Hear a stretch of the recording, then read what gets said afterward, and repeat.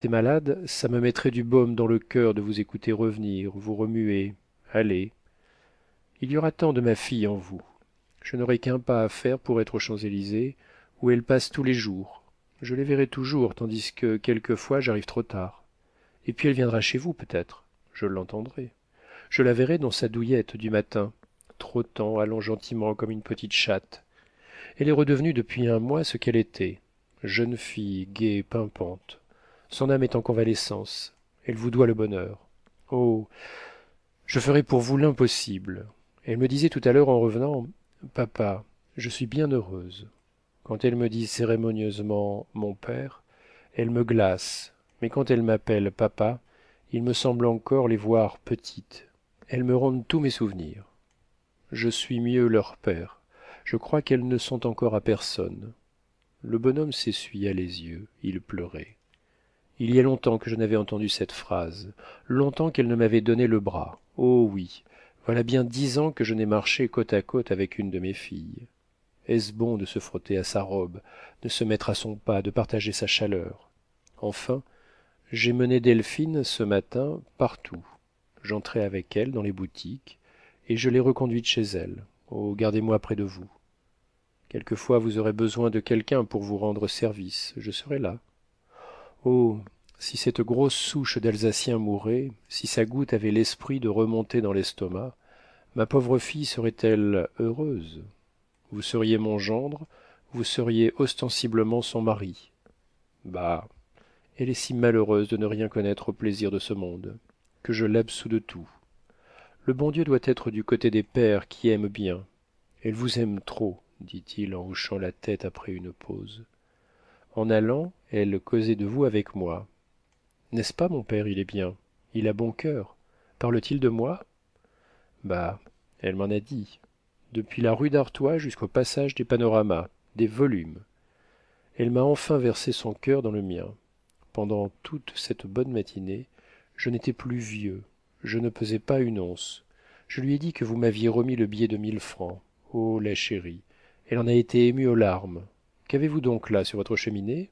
Dit enfin le père Goriot, qui se mourait d'impatience en voyant Rastignac immobile. Eugène, tout abasourdi, regardait son voisin d'un air hébété. Ce duel, annoncé par Vautrin pour le lendemain, contrastait si violemment avec la réalisation de ses plus chères espérances, qu'il éprouvait toutes les sensations du cauchemar. Il se tourna vers la cheminée, y aperçut la petite boîte carrée, l'ouvrit et trouva dedans un papier qui couvrait une montre de Breguet. Sur ce papier étaient écrits ces mots: je veux que vous pensiez à moi à toute heure, parce que Delphine.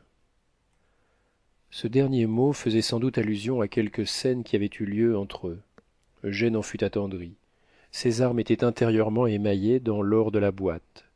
Ce bijou si longtemps envié, la chaîne, la clef, la façon, les dessins répondaient à tous ses vœux. Le père Goriot était radieux. Il avait sans doute promis à sa fille de lui rapporter les moindres effets de la surprise que causerait son présent à Eugène, car il était entier dans ses jeunes émotions et ne paraissait pas le moins heureux. Il aimait déjà Rastignac, et pour sa fille, et pour lui-même.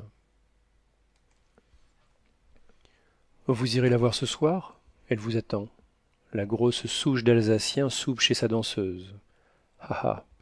Il était bien sot quand mon avoué lui a dit son fait. Ne prétend-il pas aimer ma fille à l'adoration? Qu'il y touche et je le tue. L'idée de savoir ma Delphine a... Il soupira. Me ferait commettre un crime. Mais ce ne serait pas un homicide, c'est une tête de veau sur un corps de porc. Vous me prendrez avec vous, n'est-ce pas?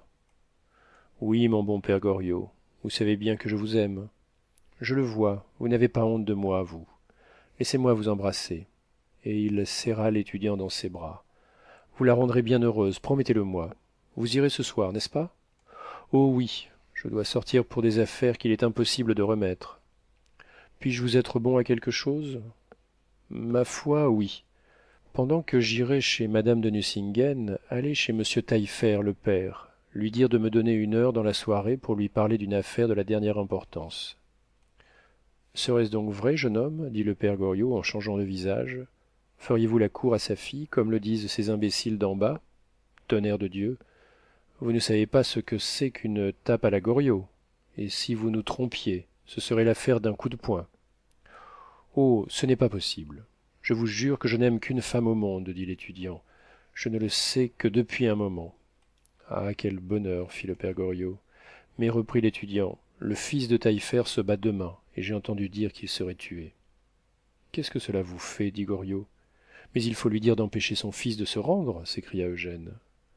En ce moment, il fut interrompu par la voix de Vautrin qui se fit entendre sur le pas de sa porte où il chantait ô Richard, ô mon roi, l'univers t'abandonne. Broum broum broum broum broum. J'ai longtemps parcouru le monde, et l'on m'a vu, tralalalala.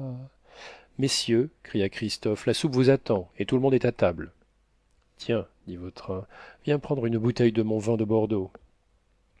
La trouvez-vous jolie, la montre, dit le père Goriot. Elle a bon goût, hein. Vautrin, le père Goriot et Rastignac descendirent ensemble et se trouvèrent par suite de leur retard placés à côté les uns des autres à table.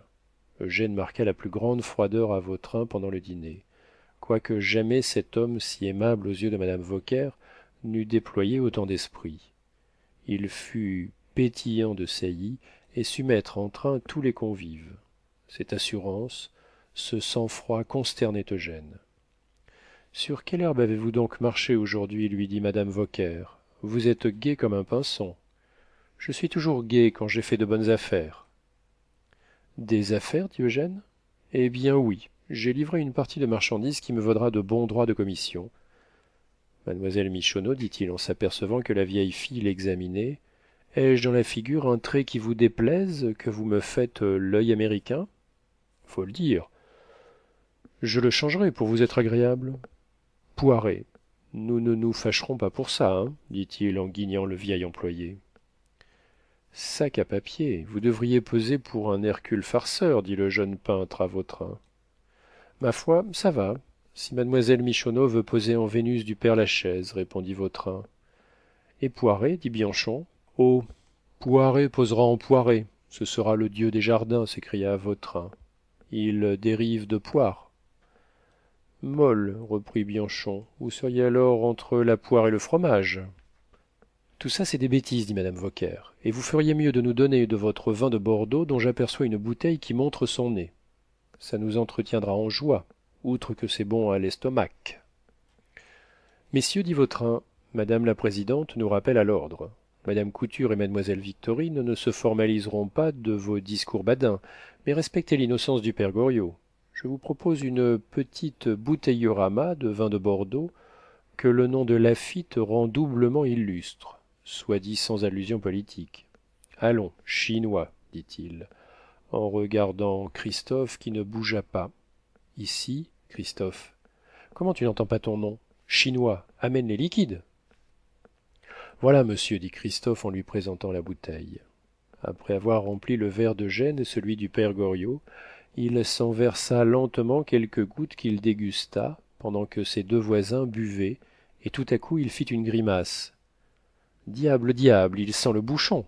Prends cela pour toi, Christophe, et va nous en chercher. À droite, tu sais, nous sommes 16, descends 8 bouteilles.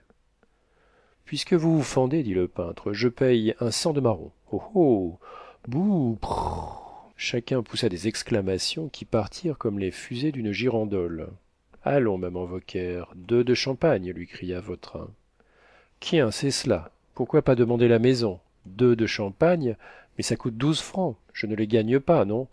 Mais si monsieur Eugène veut les payer, j'offre du cassis.